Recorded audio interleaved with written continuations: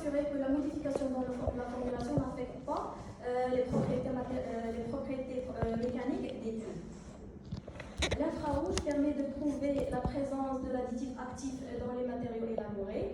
Cela se fait grâce à la comparaison entre le spectre témoin, qui est le matériau conventionnel, avec les spectres des nouveaux matériaux bioactifs. En ce qui concerne le modèle biologique, donc, les souches Pseudomonas aeruginosa et Escherichia coli sont les souches bactériennes utilisées en tant que modèle biologique pour la réalisation des tests d'adhésion et aussi la formation des biofilms. Donc, Escherichia coli est une bactérie à gram négatif, anaérobie facultative. Sa température maximale de croissance est de 37 degrés. Pseudomonas aeruginosa est une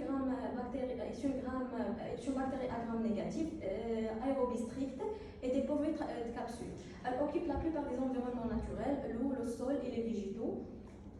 Et sa température maximale optimale de croissance se situe entre 30 et 37 degrés. Ces bactéries sont choisies car elles occupent une place importante dans le domaine du contrôle de la qualité microbiologique. Ce sont des indicateurs d'hygiène. Les tests d'adhésion permettent de contrôler à la fois l'effet antibiofilm du matériau classique et entre les matériaux classiques et les nouveaux matériaux. Il était mené aussi bien en mode statique qu'en mode dynamique. Donc pour les tests statiques, les canalisations étaient découpées en deux petits morceaux puis émerger dans une suspension bactérienne avec une densité optique fixe. Le contact dure environ 2 heures. Ensuite, les canalisations sont récupérées, puis rincées très doucement pour enlever l'excès de la suspension et les cellules non adhérées.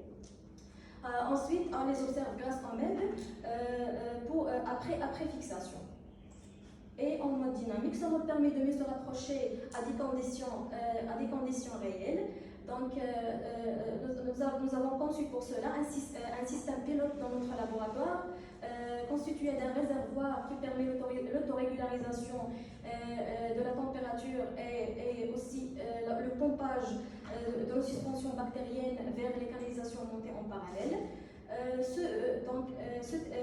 Ensuite, les canalisations sont récupérées et aussi observées par le MEB après fixation pour estimer et comparer la formation la formation des biofilms entre les nouveaux matériaux. Donc le contact, ce test dynamique dure environ une semaine. Donc nous avons utilisé l'angle de contact pour identifier les composantes énergétiques d'acidobasicité et les interactions de Van der Waals.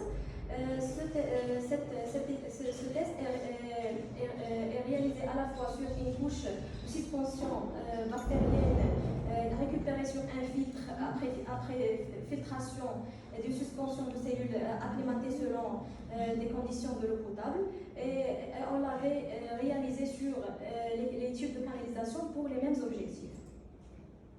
Donc l'utilisation de l'équation de Young-Dupré et de 3 solvants de référence différents permet de construire un système de trois équations avec 3 θ différentes mesures connues et 3 inconnus, gamma W, gamma plus et gamma moins. Pour déterminer les composantes énergétiques de surface à la fois des micro-organismes et des tubes, pour réaliser l'approche prédictive et prédire l'affinité entre ces deux surfaces. Ce tableau dévoile les caractéristiques de la littérature d'un système de solvants de référence possible: l'eau, le diode de méthane et l'éthylène glycol. Donc après la caractérisation des tubes PVC et des micro-organismes par l'angle de contact pour identifier leurs composantes énergétiques.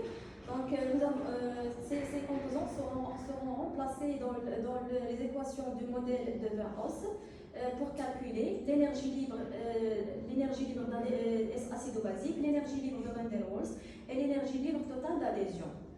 En chimie, l'énergie libre totale d'adhésion S'il est positif, l'adhésion est jugée défavorable. Et si l'énergie libre totale d'adhésion est négative, donc l'adhésion est jugée favorable. Donc, et puisque nul support se retrouvant dans un environnement humide ne peut échapper de la problématique, l'énergie libre totale d'adhésion est d'autant plus grande que l'adhésion est jugée défavorable. Maintenant, je vais vous présenter les résultats des huiles bioactives. Donc, la proportion qui concerne le lubrifiant sera partiellement remplacée par ces trois huiles naturelles abondantes, CAD, A et RIS1, à raison de 10% dans la fraction qui concerne le lubrifiant. Je présente ici les résultats des tests mécaniques sur incitant d'huile sur les différents matériaux élaborés. Et on va viser plus spécialement le coefficient de Poisson et le module de Young. Donc dans les séries de matériaux, le coefficient de Poisson fait partie des constantes élastiques. Il est nécessairement compris entre -1 et 0,5, mais généralement positif. Donc dans notre cas, le rajout d'une petite quantité d'huile améliore légèrement le caractère élastique de nos matériaux. Donc nos matériaux rentrent dans la gamme normale qui concerne les matériaux plastiques. Et le module de Young est la contrainte mécanique qui engendrait un arrangement à 100%. Donc, dans notre cas, pour tous les matériaux, le module de Young est entre environ 0,08 et 1,2. Et cette valeur rentre dans la gamme normale d'une matière plastique qui est entre 0,1 et 8. L'infrarouge constitue l'empreinte digitale de toute structure organique. La figure en haut présente les spectres infrarouges collectés pour les morceaux de canalisation, pour le témoin et les nouvelles canalisations. Et en bas, les mêmes spectres, mais après dérivation.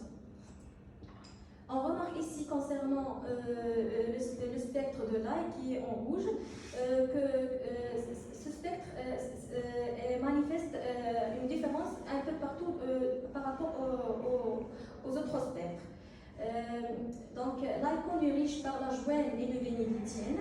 Donc, ces composés détiennent des liaisons se manifestent, des liaisons SS se manifestent vers 700 et 900, à 900 cm-1 et des liaisons de S de liaison O se manifestent vers 1000 à 1300 cm-1.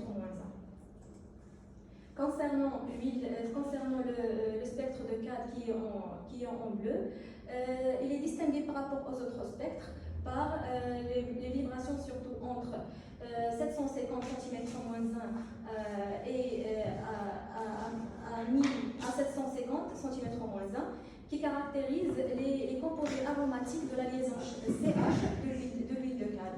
Et aussi entre 1100 à 1350 correspond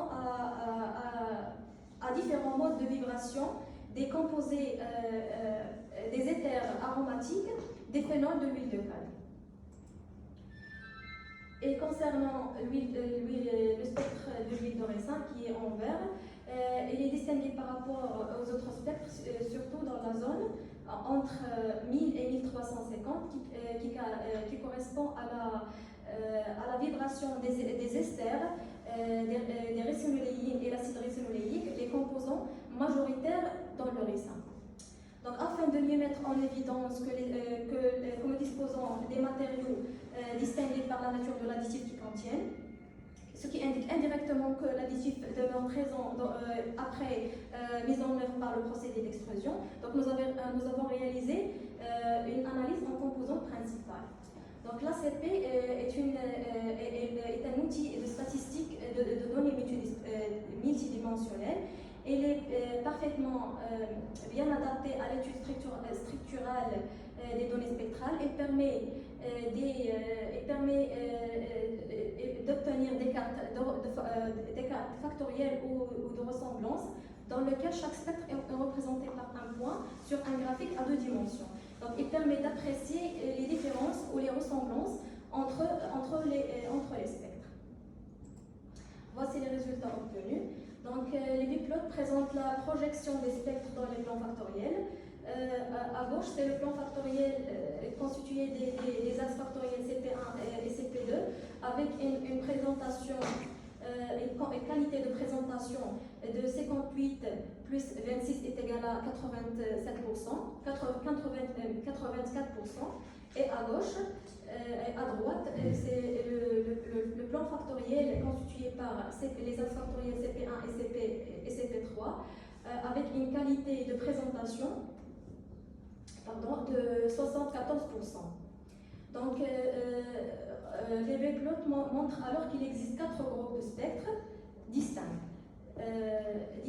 Donc, dans le B-plot à gauche, on observe que le spectre F1 est distingué des autres spectres par les valeurs négatives de CP1. Et dans le B-plot à droite, on observe que le spectre F2 est distingué des autres spectres par les valeurs négatives de CP3. Donc, pour identifier les nombres d'ondes qui permettent d'expliquer chaque groupe de spectres, nous avons élaboré les cercles de corrélation entre les nombres d'ondes et les composantes principales. Et voilà les résultats obtenus. Donc, nous avons parié sur CP1 pour expliquer F1. Et je rappelle que le spectre de Lie manifestait une différence un peu partout dans le domaine d'investigation. Donc, ce résultat ici est confirmé car on observe, car effectivement, il nous était presque impossible d'identifier quelques nombres d'ondes sur CP1 pour expliquer F1. Et nous avons aussi parié sur CP3, sur les valeurs négatives de CP3 pour expliquer F2. Donc, effectivement, on observe pour CP3 des pics négatifs où se manifestent, aux mêmes zones précitées, où se manifestent les vibrations qui caractérisent l'huile de canne.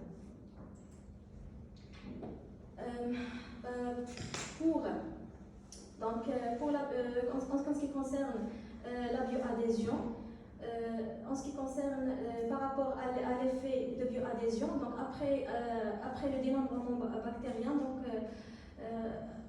en ce qui concerne l'effet de la bioadhésion sur les matériaux intégrant les huiles bioactives en comparé aux témoins, donc on voit clairement qu'il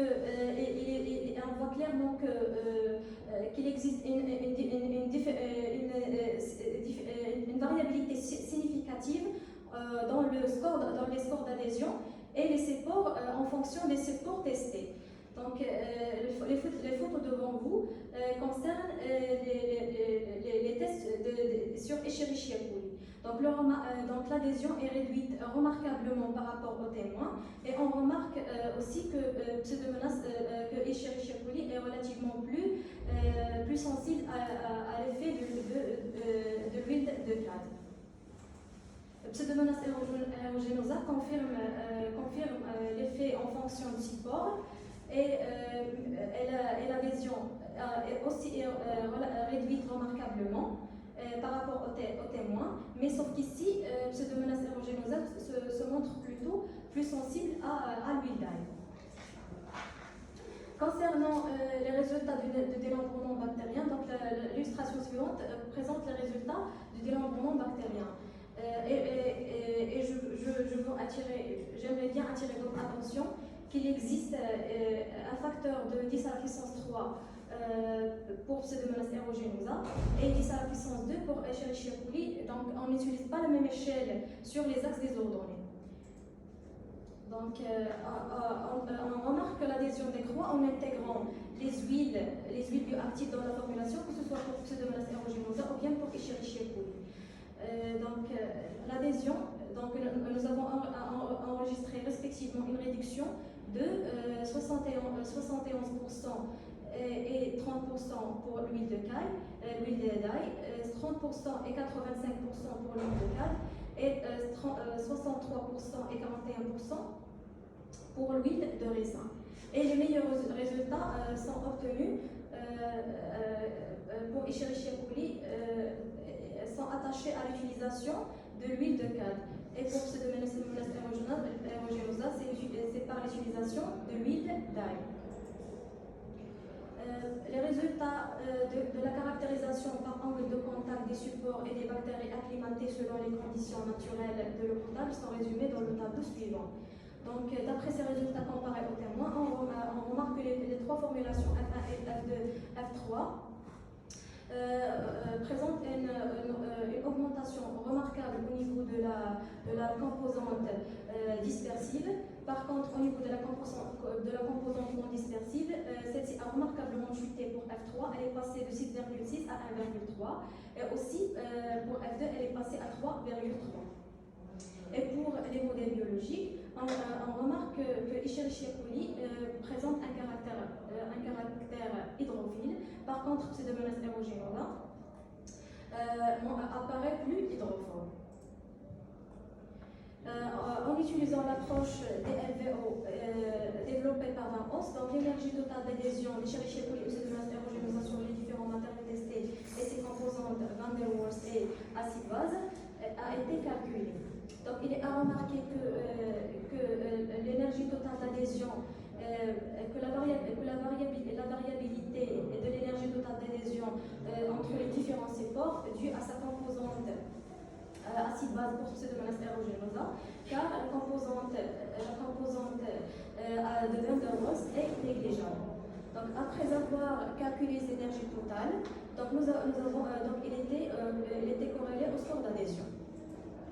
Et voilà les résultats obtenus. Donc j'aimerais bien également attirer votre attention qu'on n'utilise pas la même échelle sur les axes des ordonnées, que ce soit pour Pseudomonas aeruginosa ou bien pour Escherichia coli, car il y a un facteur de 10.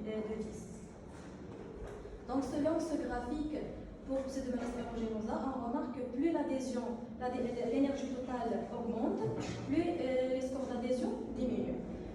L'approche prédictive est donc satisfaisante dans le cas d'Escherichia coli. Pour Pseudomonas aeruginosa, lorsqu'on compare le témoin avec le groupe nouvelle canalisation, on peut dire que l'approche prédictive est satisfaisante. Mais en intragroupe, c'est-à-dire entre les nouvelles canalisations, l'approche prédictive n'est pas satisfaisante car on n'a pas pu retrouver la fonction décroissante entre l'énergie totale d'adhésion et les scores d'adhésion.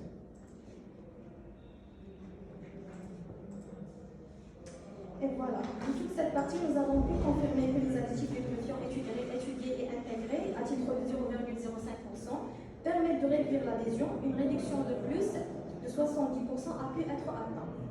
Donc nous avons aussi confirmé à l'aide de la spectroscopie infrarouge que l'additif lubrifiant bioactif intégré demeure toujours présent dans la formulation et que les propriétés mécaniques n'étaient pas dégradées à cause de la nouvelle formulation. Et une légère augmentation de l'élasticité a été enregistrée. Et concernant l'approche prédictive, n'est satisfaisante que dans le cas d'Escherichia coli, car dans lequel nous avons observé que plus l'énergie totale d'adhésion augmente, plus l'adhésion devient défavorable. Contrairement à Pseudomonas aeruginosa, il était satisfaisant que entre le témoin et le lot nouvelle canalisation. Maintenant, je vais vous présenter les résultats des huiles naturelles bioactives. Donc, la proportion qui concerne la charge sera partiellement remplacée par les différentes teneurs de phosphate, haute teneur, moyenne teneur et basse teneur, et aussi le stéril minier. À raison de 20% pour la haute teneur, moyenne teneur et basse teneur, et 40% pour le stérile, dans la fraction qui concerne la charge. En ce qui concerne les propriétés mécaniques, donc pour les matériaux qui utilisent l'additif charge, que ce soit pour le module de Young ou bien pour le coefficient de Poisson, il reste dans les normes et dans le domaine relatif des matériaux plastiques. L'additif charge ne dégrade pas les propriétés mécaniques de nos canalisations. Et une légère augmentation dans la rigidité a été observée au niveau du stérile. Par contre, pour les additifs phosphatés, une légère diminution a été enregistrée comparée aux témoins. Nous avons même remarqué qu'au niveau du procédé, que la consommation énergétique par l'extrudeuse a réduit. Donc celle-ci a été réduite de 56 kW à 49 kW pour la haute teneur. diapo suivante montre les résultats, les spectres infrarouges collectés pour les morceaux de canalisation. Donc, on remarque ici que les spectres de la moyenne teneur et la basse teneur sont presque similaires. Ils semblent être superposés le long du domaine investigué. À ces spectres aussi, une analyse en composants principales a été conduite. Voilà les résultats obtenus. Donc, le biplot montre alors qu'il existe 4 groupes de spectres, stérile, HT et le témoin. Et BT, moyenne teneur et basse teneur constituent presque un groupe presque similaire. Ces résultats concordent avec les observations que nous avons remarquées au niveau des spectres originaux. D'après ce biplot, on remarque on observe que le spectre stérile est séparé des autres spectres par les valeurs négatives et les valeurs positives CPD. Donc, pour identifier les nombres qui permettent d'expliquer ce constat, nous avons élaboré les cercles de corrélation. Et voici donc. Ici, on retrouve une bande à intensité moyenne bien résolue dans la zone entre 800 et 1200 cm-1. C'est la zone qui caractérise les apathies. C'est un dérivé de phosphate. Et les bandes dans la zone entre 1200 et 1400 cm, c'est la bande à intensité moyenne qui est attribuée aux ions carbonates, substituant les ions phosphates dans les apathites par rapport au CPD. Donc, en ce qui concerne l'étude des propriétés anti-adhésives du PVC par ajout des phosphates naturels lignés, les deux illustrations de Pseudomonas aeruginosa et Escherichia coli présentent des exemples de photos des photos d'observation en MEB. Donc, on remarque que l'adhésion est fonction de la nature de la souche et dépend aussi de la formulation. On remarque aussi que Pseudomonas aeruginosa présente un pourcentage plus élevé, un pourcentage d'adhésion plus élevé qu'Escherichia coli. Donc ces résultats corrèlent bien avec ceux obtenus en utilisant les huiles bioactives. Donc d'après l'adhésion, on remarque que l'adhésion après le dénombrement bactérien dépend de la nature du produit de phosphate intégré. Il est positivement corrélé à sa richesse en P2O5. Donc plus celle-ci augmente, plus l'adhésion diminue. Les meilleurs résultats par cette solution, on peut arriver à des pourcentages dans les scores d'adhésion de 80%.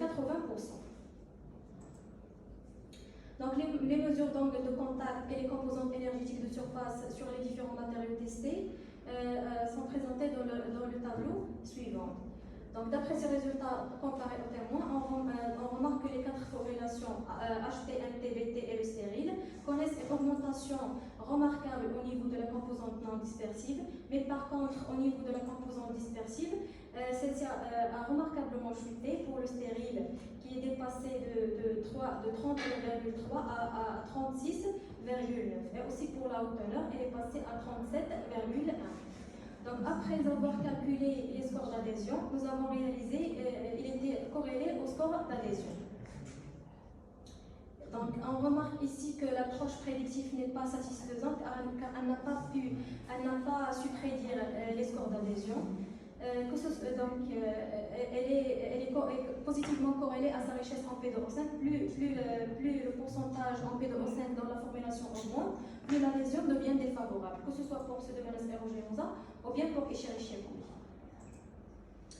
Donc, d'après ces résultats, nous avons pu confirmer que les additifs charges étudiés permettent de réduire l'adhésion. Une réduction de plus de 80% a pu être enregistrée. Et à l'aide de la spectroscopie infrarouge, là aussi, on a confirmé que l'additif charge demeure présent dans la formulation. Et une augmentation légère dans la rigidité a été enregistrée pour le stérile. Pour les matériaux avec les additifs phosphate, une légère diminution de la rigidité a été enregistrée comparée aux témoins, chose qui est importante car cela permet de réduire la consommation énergétique de la mise en œuvre par procédé d'extrusion des nouvelles canalisations. Et concernant l'approche prédictive, n'est satisfaisant que entre le témoin et le groupe entier nouvelle canalisation. Finalement, je vais vous montrer les résultats de l'étude en dynamique de la formation des biofilms qui nous permet de mieux se rapprocher à des conditions réelles. Donc cette étude est focalisée surtout sur les comportements des sources de l'astérogénose Escherichia coli, car elle présente une forte capacité d'adaptation au milieu. De même, le PVC est le matériau il a pris comme matériau à tester. Donc nous avons travaillé avec le PVC, donc nous avons testé le PVC à base des huiles bioactives et le PVC à base des phosphates de différentes œuvres. Donc les paramètres que nous avons imposés sont la température à 25 et à 37 degrés, la formulation et la nature de biomasse.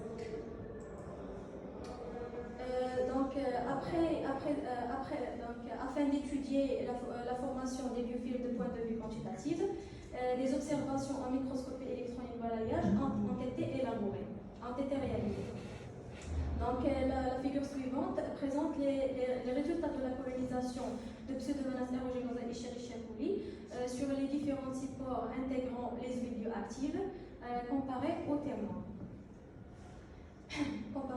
Donc, on remarque que l'adhésion décroît en intégrant les huiles bioactives.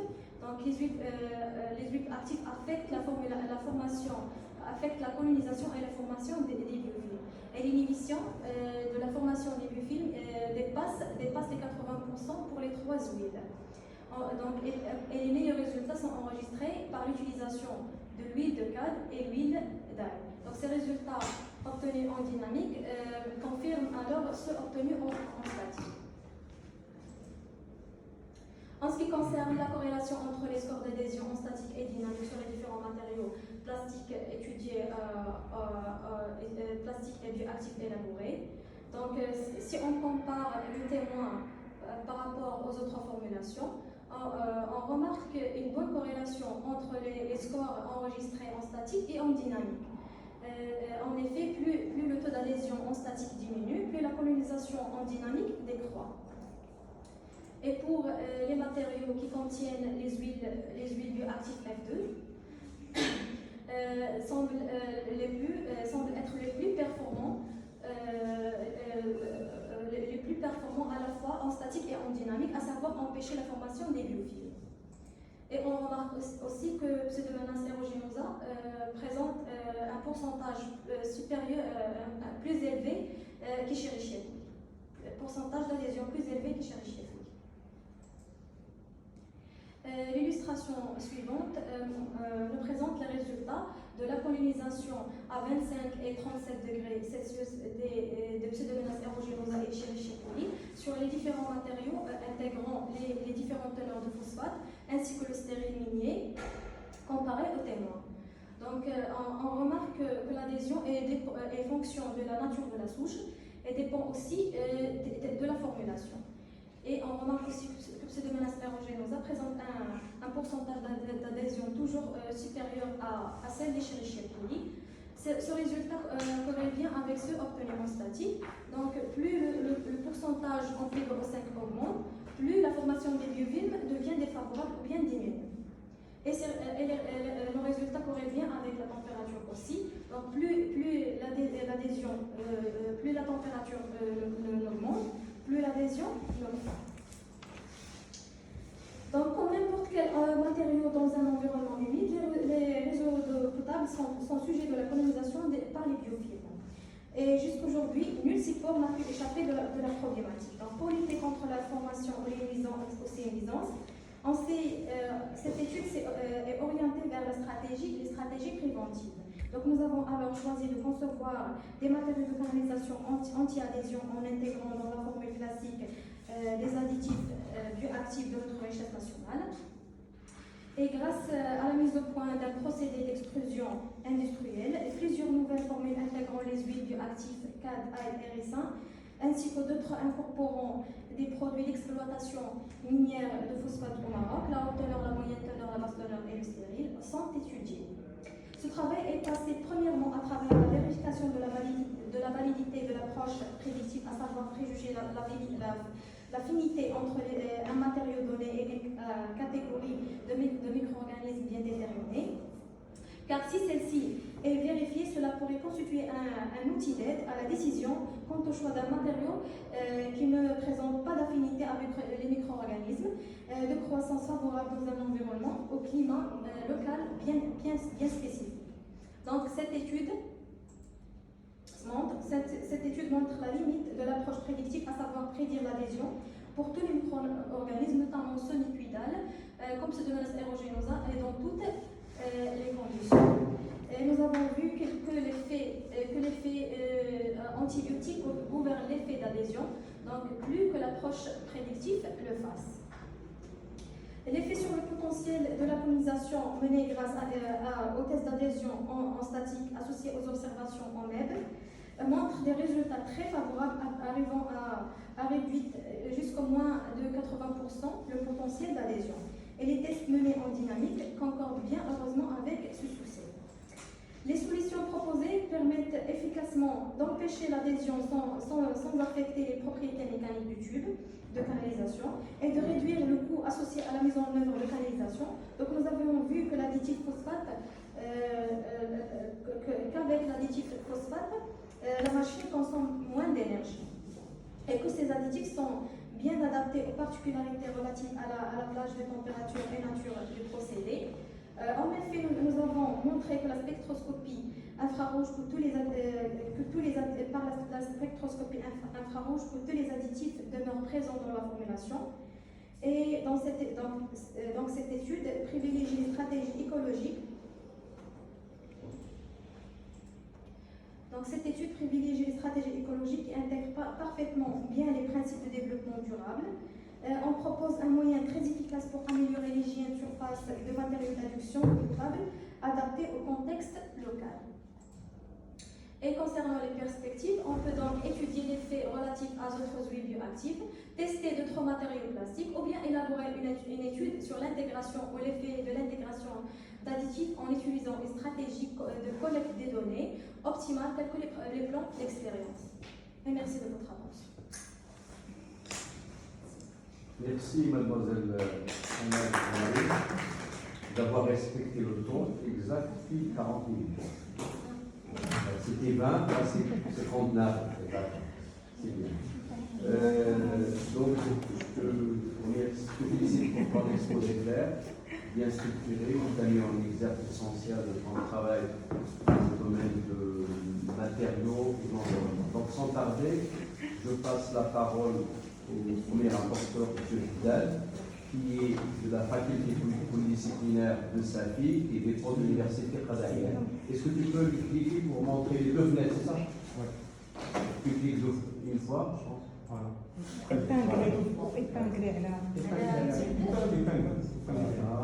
Épinglé. Donc, tu as la parole, M. Vidal. Mohamed. Activer le micro. Monsieur Haddad, activez le micro s'il vous plaît. Micro Haddad. Pardon, je m'excuse. C'est bon. Merci, Monsieur le Président qui m'avoir donné la parole. Alors tout d'abord, je tiens à remercier le professeur Lamré et le professeur Bendawan de m'avoir invité pour faire partie de ce jury de thèse. Et je tiens à féliciter la candidate pour la qualité de la présentation orale, alors qui était claire, faite d'une manière pédagogique intéressante. Et je vous félicite aussi pour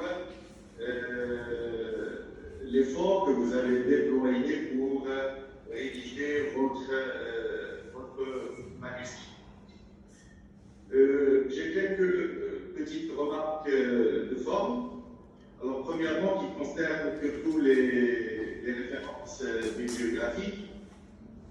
Bon, alors j'ai remarqué que vous les avez présentées par ordre alphabétique à la fin du manuscrit. Bon, enfin, c'est votre choix, mais tout bien, pas, à mon avis, ça aurait dû être numéroté. Numéroté, c'est mieux. Pourquoi? Parce que dans le texte, quand on voit un auteur, donc c'est simple d'aller chercher par ordre alphabétique dans les références bibliographiques. Et dans le cas réversible, non. Donc si j'ai par exemple un auteur dans les références bibliographiques, comment je vais le chercher dans le manuscrit? Donc à mon sens, peut-être, je ne sais pas, il faut revoir ce placement par ordre alphabétique.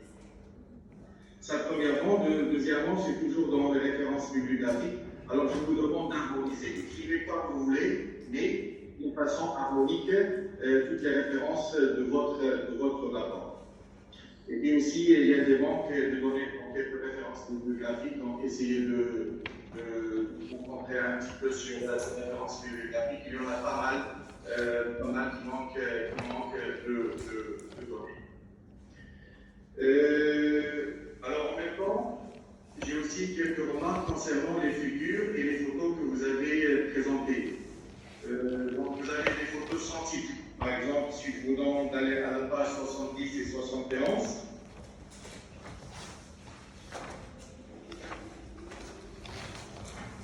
bon, je vois des photos, voilà, pas de titre, voilà, donc c'est des photos injectées comme ça, mais bon, il ne faut pas ça, donc peut-être rajouter des titres. Et aussi, vous avez des photos, par exemple, la page 59.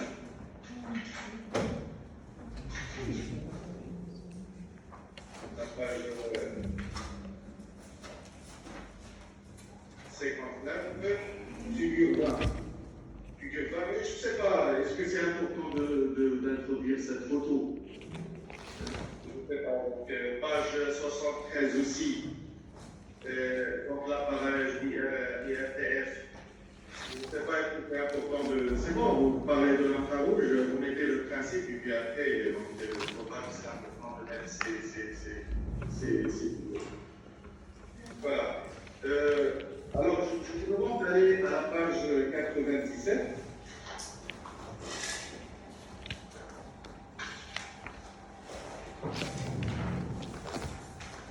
Alors, 97, donc vous présentez la figure 37. Alors, ma première question,